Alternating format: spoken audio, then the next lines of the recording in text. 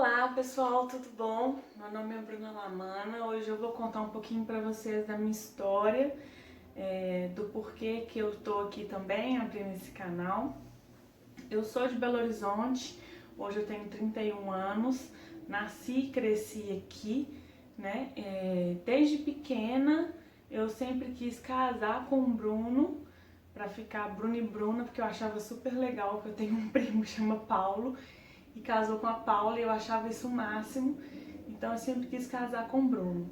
E né, no decorrer, o tempo foi passando, eu conheci um Bruno, eu trabalho, na época trabalhava já com Herbalife e ele também, e a gente se conheceu nos eventos, começamos a namorar e 2 anos depois a gente resolveu se casar. Ele é de Divinópolis, eu morei 1 ano em Divinópolis com ele, depois a gente voltou para Belo Horizonte, desde então a gente mora aqui. Então nos casamos, essa é a foto do nosso casamento no civil, que inicialmente a gente casou sem nada, sem condição nenhuma, juntando dinheiro para fazer o casamento no civil. E em 2017 a gente decidiu que a gente tentaria ter um filho, porque sempre foi meu sonho de vida é ser mãe. Eu acho fascinante a vida, a formação do ser humano, não só os cuidados práticos com o bebê, a fofurice do bebê, ser engraçadinho, ser bonitinho, o amor de mãe com filho também é muito legal, mas a educação, formar um ser humano, formar os princípios dele, isso me fascinava. E eu sempre quis ter 4 filhos, o Bruno sempre quis ter 2, e a gente conseguiu entrar num acordo aí de que a gente vai até o terceiro, né? Então, em 2017, a gente decidiu que a gente ia tentar ter filhos. No início do ano, eu tive um imprevisto, que eu tive que fazer uma cirurgia no colo do útero, e que eu deveria ficar até o meio do ano, aproximadamente, sem engravidar. Então nós postergamos por 6 meses nosso desejo, mas mesmo assim ainda tinha uma insegurança no meu coração. Era meu sonho, era minha vontade, mas colocar uma criança no mundo, as condições, nunca é 100%, né? Mas me preocupava a condição financeira, a condição de trabalho, se eu conseguiria não trabalhar, se o Bruno conseguiria trabalhar sozinho, né? Porque nós somos autônomos, então independente de licença maternidade, o meu trabalho ativo interferiria na nossa vida, no nosso cotidiano. E eu queria sim vivenciar e presenciar a educação do meu filho. Eu não queria nada de errado, nada contra, mas eu não queria que com 4 meses meu filho ficasse numa creche de 8 às 18 e eu trabalhasse, eu só visse ele um pouquinho da manhã, um pouquinho da noite, mesmo assim na correria de fazer as coisas práticas. Então eu queria vivenciar isso. E isso era uma preocupação, se esse realmente era o momento certo. Então eu conversei muito com Deus desde o início do ano de 2017. Eu dizia que mesmo sendo um sonho, mesmo sendo um desejo muito ardente do meu coração, que se não fosse o momento certo para isso, que ele não deixasse acontecer, que eu entenderia e aceitaria a vontade dele, porque o plano dele para minha vida é bom, perfeito e agradável. Então, desde o início do ano, eu dizia para Deus que eu esperaria, independente do que fosse o tempo dele, de me dar esse filho. E aí, em maio de 2017, pouco antes do previsto para a gente começar a tentar ter o filho, eu descobri que eu estava grávida. Pela minha ansiedade de ser mãe, por muitos anos, no nosso casamento, até escondido do Bruno, eu fiz vários testes de farmácia de gravidez. Atrasava 2 dias e eu achava, nossa, eu tô grávida. O peito doía um pouquinho mais, que já é normal, né, em pré-menstruação, e doía um pouquinho mais. Eu fazia ia lá na farmácia escondido, comprava um teste achando que estava grávida e não estava. Mas nesse momento eu comecei a ter alguns sintomas Mas como eu ainda nem estava, entre aspas, liberada para começar a tentar ter filho, eu nesse momento eu realmente não achei que eu estivesse.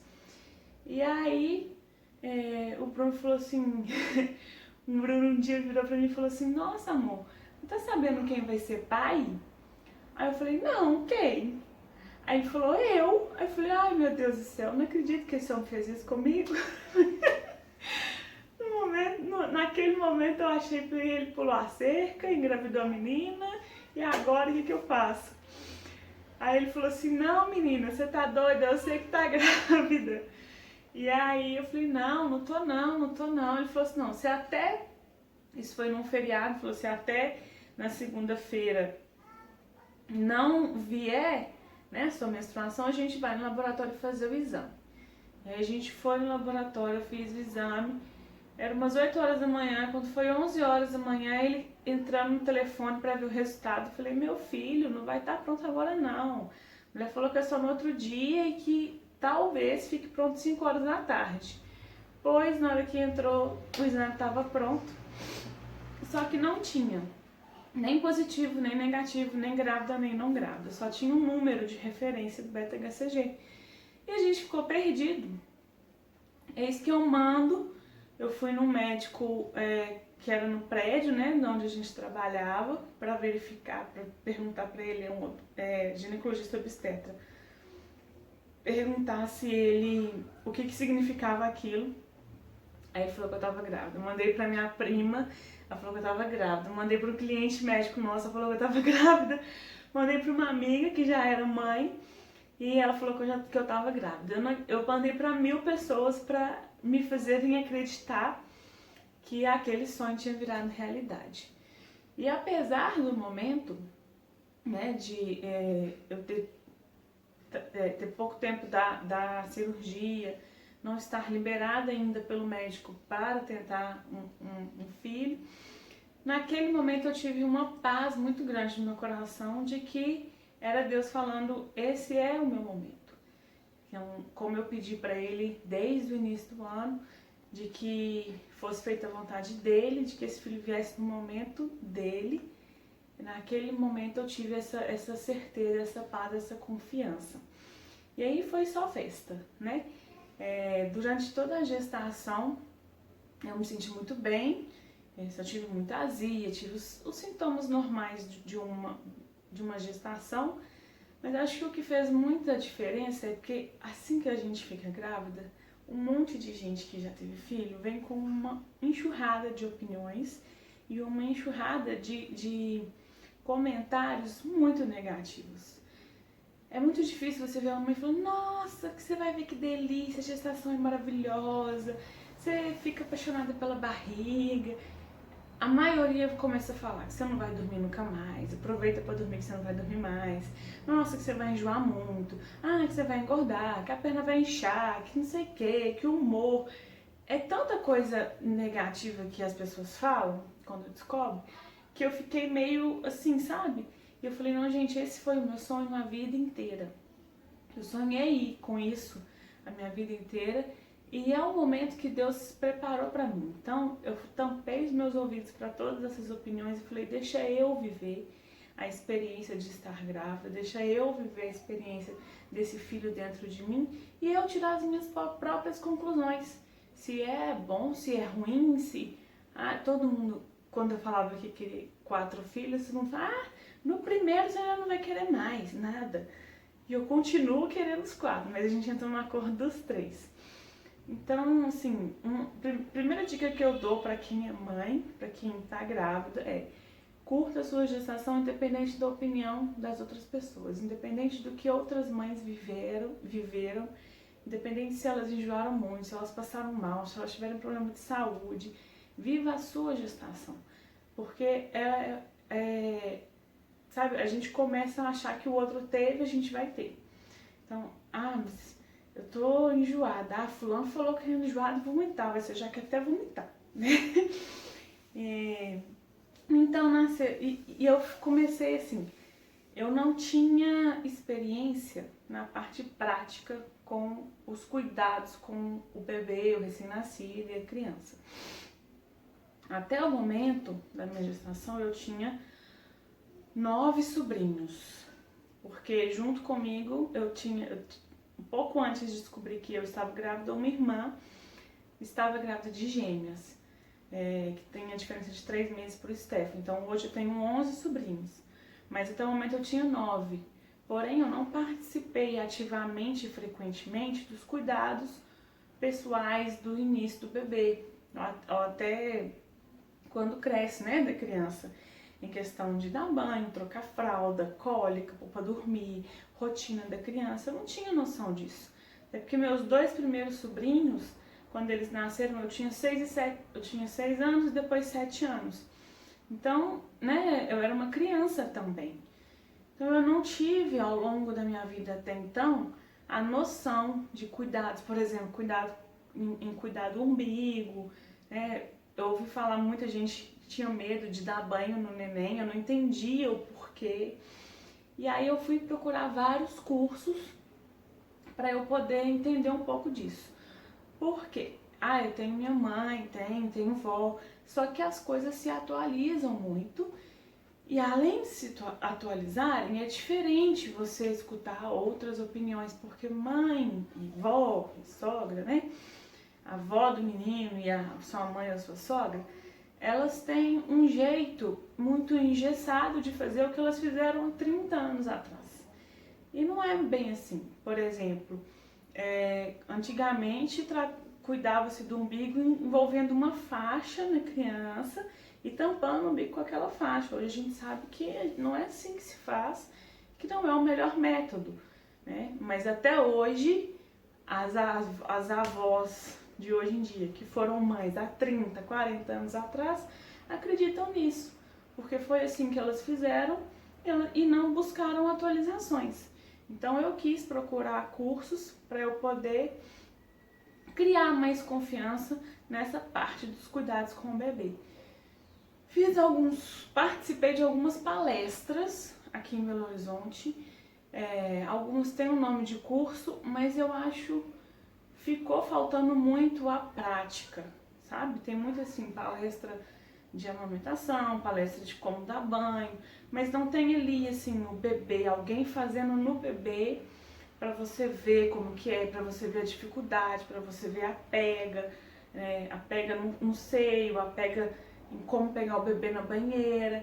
Então eu senti muita falta disso, dessa prática. Apesar disso, eu tomei para mim de que eu iria fazer tudo isso e aprender fazendo tudo isso com o meu filho. Eu não iria delegar para minha mãe ou para minha sogra, pessoas que, né, teoricamente e na nossa cabeça e realmente sabem mais, têm mais experiência, só porque eu não sabia fazer ainda. Porque o que eu não sei fazer, eu posso aprender a fazer. E eu decidi aprender a fazer fazendo com meu filho.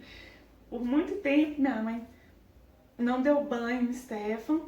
E isso ela dava muito esporádico, porque eu queria fazer isso. Eu queria pegar essa prática, eu queria pegar essa confiança e eu queria criar e aumentar esse vínculo meu com ele, que eu acho muito importante. Né? A criança, ela sabe quem é a mãe e o pai, principalmente a mãe, porque ela ficou ali dentro da mãe por 9 meses. E é a pessoa que ela mais tem confiança, a pessoa que ela mais tem segurança de ficar e de deixar ali movimentar ela e tudo mais. Então, eu fiz isso com o Stefan, né? E foi muito bom, muito gostoso. Eu curti muito o momento dele, assim, né? De neném, de recém-nascido. Eu fiquei 8 meses sem trabalhar com ele em casa, curtindo ele, cuidando, aprendendo com ele, né? Até que eu voltei a trabalhar, ele foi comigo por mais uns 2 ou 3 meses, porque era tranquilo dele ir, né? Era ajustável. Coloquei lá, eu tinha um espaço de vida saudável da Herbalife, coloquei um cercadinho com bercinho, com brinquedos, cadeirinha de alimentação, tudo montadinho para ele ficar comigo lá por um tempo. Então ele ficou 3 meses, 2 ou 3 meses comigo E quando ele estava para fazer 1 ano, com 11 meses, eu decidi colocar ele na escolinha, porque ele já se movimentava bem, já não falava, nem estava próximo de andar, mas ele já se expressava bem. Eu já conseguia entender, né, a expressão e os sentimentos dele. E aí coloquei ele na escolinha. Amamentei ele por 1 ano e 9 meses. Eu tinha vontade de amamentar até os 2 anos mesmo, mas eu percebi que já não era mais necessário eu insistir até os 2 anos, porque a amamentação para ele estava começando a ficar dependente emocionalmente do peito, já não era mais alimentação e eu senti que não só estava cansativo para mim, mas ele estava muito, era a solução de todos os problemas. Tá com sono, tá nervoso, tá com fome, tá doendo, tá qualquer coisa, era peito. Então, eu consegui desmamá-lo com 1 ano e 9 meses. E quando eu desmamei, 1 mês depois, nada da minha menstruação vinha de novo, porque nesse período, até 1 ano e 9 meses pós-parto, eu não menstruei, por causa é normal, né? Enquanto a gente está amamentando, você pode não ovular e não menstruar. Mas pode também que aconteça com você sem problema nenhum. Comigo não aconteceu. Mas mesmo depois de eu parar de amamentá-lo, minha menstruação não veio. Eu falei, vou aproveitar que eu já acabei de amamentar e tal, vou fazer um check-up, fazer todos os exames que eu tenho que fazer. Fiquei muito tempo, né? Fiz só na gestação alguns exames de sangue. Vou fazer todos. E aí, no meio desses exames, eu fui fazer uma ultrassom abdominal do abdômen total e da tireoide. E quando a médica colocou o ultrassom no abdômen, ela falou, uai, você sabia que você está grávida? Aí eu falei, não! Não, como assim? Eu não sabia! Ela falou assim, você está grávida e deve ter umas 7 ou 8 semanas, porque o coraçãozinho já está batendo. E aí eu comecei a chorar, eu tava sozinha, porque o meu marido estava com o meu sogro no hospital. Que ele ia fazer uma cirurgia. E eu comecei a chorar, assim, loucamente. Ela falou assim, nossa, você queria ou não queria? E eu falei com ela, eu sempre quero.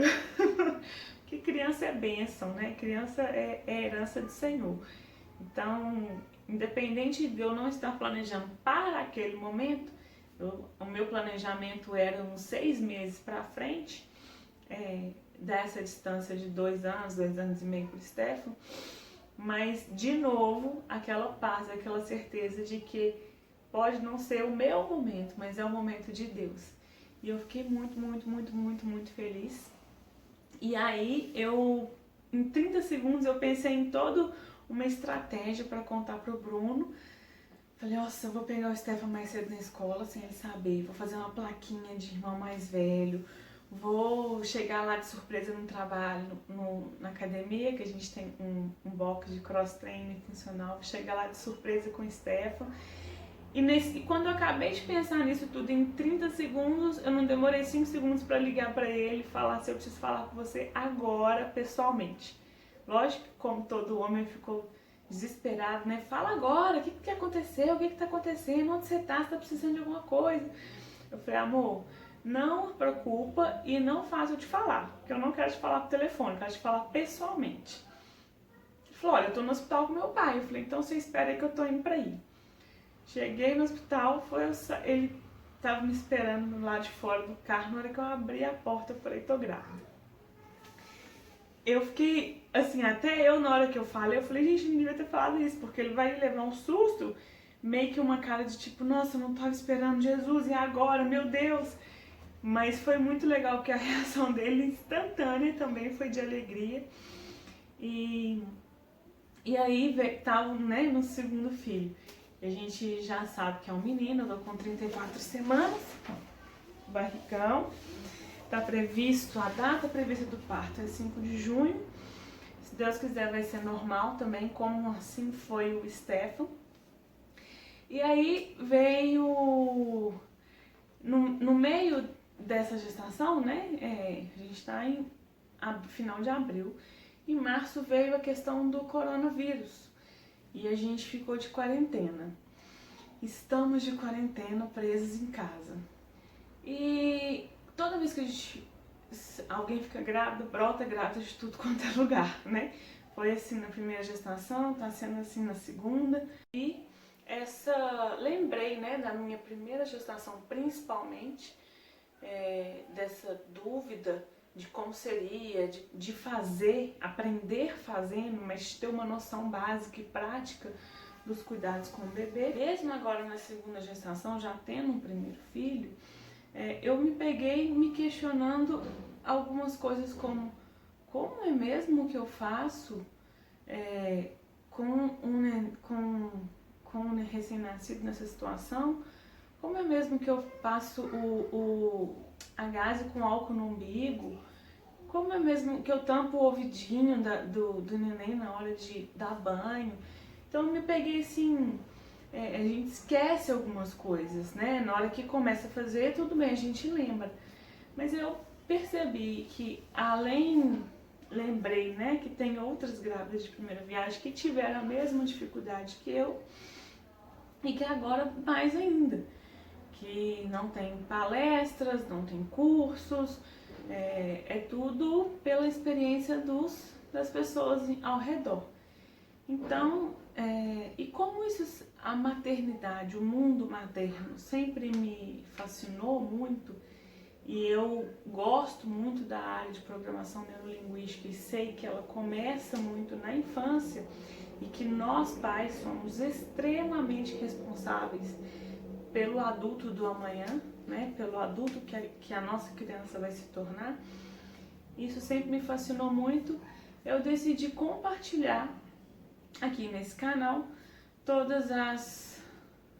que eu sei. Tudo que eu sei e que eu sei que pode agregar mais pessoas e quero também que vocês me ensinem, né? Tem muita coisa também que eu não sei, que tem gente aí atrás que sabe e eu tô aberta para aprender e passar esse aprendizado para outras pessoas. Então, meu objetivo aqui com esse canal é passar dicas, informações, ensinar, ajudar, orientar em tudo que envolve a gestação, a maternidade, a educação, a criança, os cuidados. Então é compartilhar com vocês o que eu aprendi, venho aprendendo e um pouco da minha vida também, né, das minhas experiências. Então, se você é mamãe, papai, vovó, titia, madrinha, padrinho, ou está envolvido aí no universo da criança, curte esse vídeo, se inscreve aqui no canal para para ativar as notificações e toda vez que tiver um videozinho novo, você vai receber uma notificação e vai poder aprender mais e eu espero aprender com vocês também. Então deixe seu comentário aqui também, o que vocês acharam, o que vocês querem saber, quais as maiores dúvidas, as maiores dificuldades, ou experiências também que vocês queiram compartilhar para a gente poder falar aqui também, tá bom? Muito obrigada pela atenção de vocês, aguarde que em breve a gente vai ter videozinho com dica, porque eu já estou na fase de lavar as roupinhas, preparar as coisas, malar da maternidade, eu tô aqui no quartinho dos meninos, então vou começar a mostrar para vocês toda essa organização do preparo para o neném chegar, tá ok? Muito obrigada, a gente se vê no próximo vídeo. Um beijo!